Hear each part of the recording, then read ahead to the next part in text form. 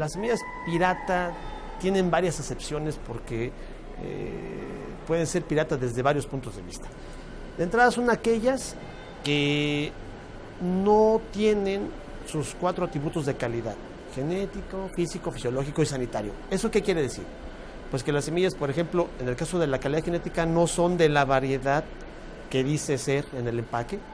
Yo, por ejemplo, digo que es una variedad de maíz blanco y cuando abro la bolsa resulta ser que es de maíz amarillo. Ese es un punto importante.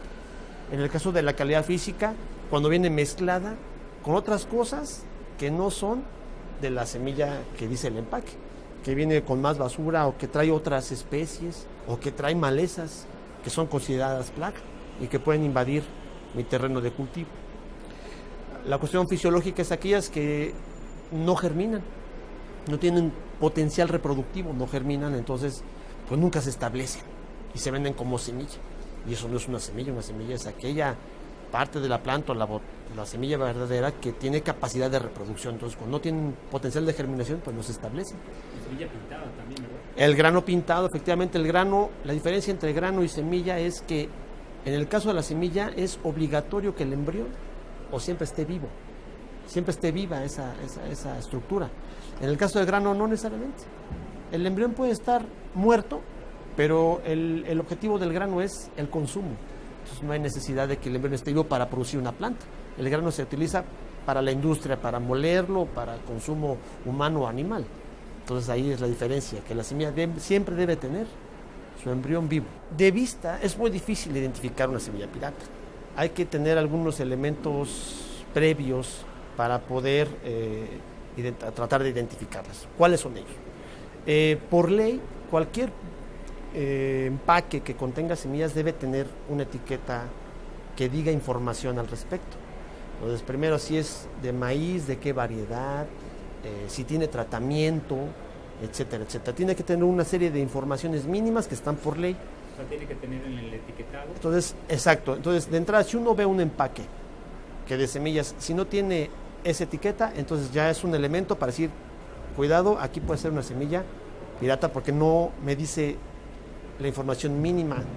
También hay esos casos en que la etiqueta viene con información totalmente falsa o no correspondiente.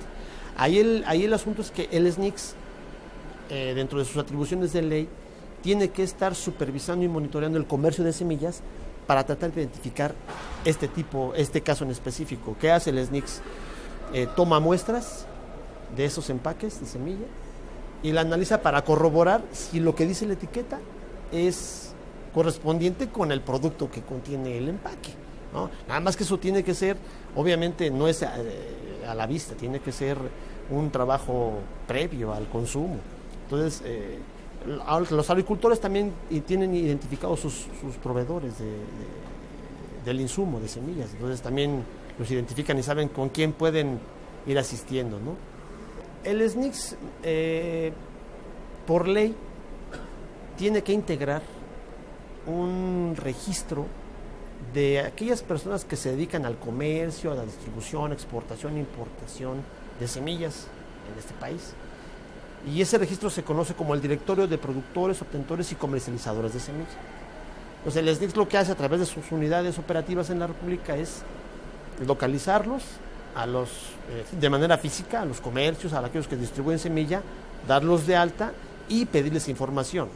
Entonces en esa información está: ¿cómo me compruebas que tú eres una empresa legal? Pues enséñame tus documentos con los cuales te diste de alta, tu acta constitutiva, o si eres persona física debes tener una identificación, debes tener un régimen que te permita vender semillas. Hay gente que no se registra, que no están registrados. ¿Por qué? Porque muchas de las empresas semilleras pequeñas lo que hacen es, un mes están en un lugar y se llaman de una forma, al siguiente mes ya se llaman de otra forma y se cambiaron de lugar o de local. Entonces, es ese tipo de comercio ilegal o de comercio no registrado, es muy difícil darle rastreabilidad porque cambian mucho. ¿Tienen un padrón? Tenemos un padrón de gente que se dedica al comercio de semillas. Cuenta con alrededor de 3,000 registros. De esos, un poquito más de la mitad están como comercializadores de semilla.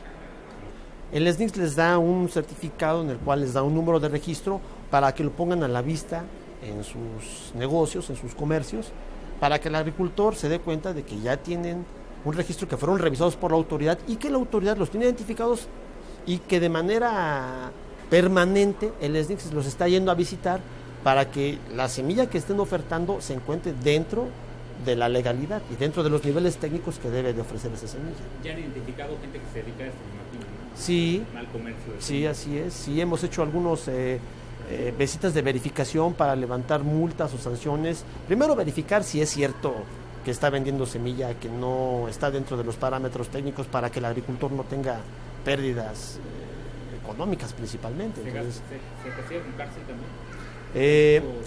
En la ley hay 4 tipos de sanciones. La primera es la multa, que puede ir desde los 250 hasta los 10,000 salarios mínimos. Está el decomiso del material, ¿no? Eso es un poco más complicado. Está la clausura de los negocios, ¿no? Y finalmente está sí, también es una clausura. Son dos tipos de clausura, ¿no? La clausura temporal y la clausura definitiva, dependiendo si reincide en el problema, ¿sí? Si un agricultor adquiere una semilla pirata, pueden pasar varias cosas. Una, que la siembre y no se establezca porque no tiene germinación y hasta ahí. Okay. A lo mejor dice, bueno, lo único que perdió fue la inversión en la compra de semilla. 2, puede ser que él adquiera una semilla, la siembre, se establezca, él invierta, ¿no? Y al final no es la variedad, no es el producto que él espera. Entonces ahí la pérdida se incrementa porque él ya gastó o invirtió en el manejo de cultivo, fertilización, control de plagas, etcétera, etcétera. Y al final el producto no era el que requiere, no era el fruto, pues no era el producto final que se necesita, tanto en la industria como en el consumo, entonces no era. La otra, y que se van incrementando los riesgos, que yo pueda adquirir una semilla pirata y que dentro de la bolsa venga contaminada con malezas cuarentenarias. Y entonces, ¿qué pasa? Que yo puedo contaminar mi campo de cultivo. Por ejemplo, en el caso de cúscuta, en alfalfa, que es una maleza es una maleza cuarentenaria. Si yo no tengo esa previsión de revisar primero la semilla antes de usarla, contamino mi campo con cúscuta y eliminar cúscuta de un campo es difícil.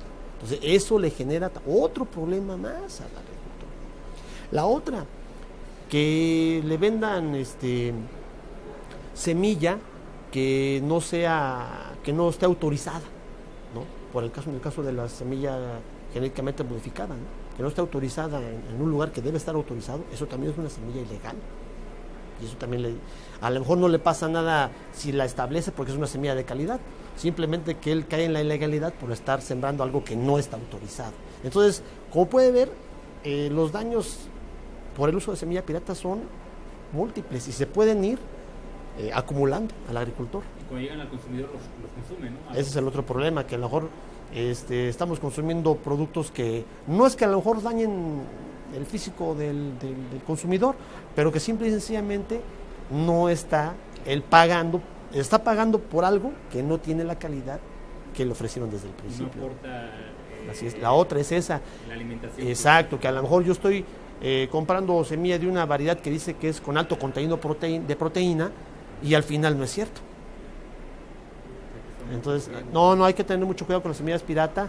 A los agricultores se les recomienda que cuando establezcan sus cultivos, guarden un poco de semilla.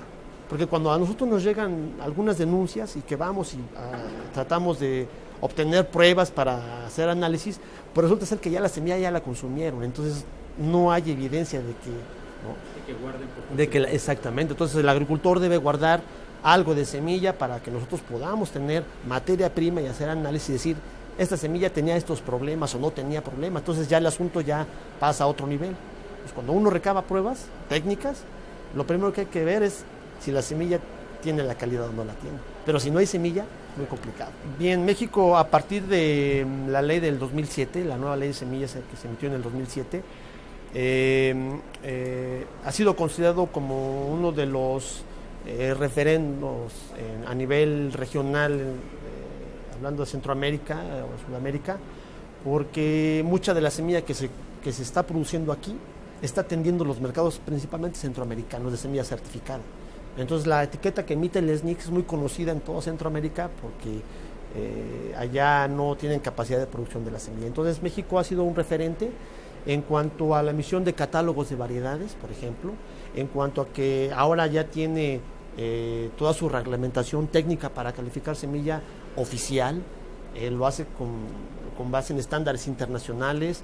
Hoy México tiene ya un laboratorio de semillas acreditado a nivel internacional por la International Seed Testing Association. ¿Eso qué quiere decir? Pues quiere decir que los certificados que México emita para la calidad de semilla tienen un valor en todo el mundo prácticamente. Son aceptados en muchos países, entonces eso, México ha sido el punto de referencia principalmente para la región centroamericana y parte de la sudamericana, ¿no? Y además en el caso de Europa ha abierto los mercados porque se están llevando semilla que se produce aquí de líneas progenitoras de híbridos de maíz, y se está produciendo aquí la semilla y finalmente en Europa se producen los híbridos que allá consumen, pero debe ser una semilla que debe tener una documentación que debe ser válida. Entonces México ha aprobado ese examen, es miembro de los esquemas internacionales de certificación de semillas de la OCDE y está reconocido como tal. Entonces las etiquetas que emite México para ese fin son reconocidas igual en más de 80 países. Entonces México ha ido avanzando, a lo mejor no de manera muy rápida, pero sí de una manera muy firme en la obtención de este tipo de acreditaciones. Entonces México, ahí vamos.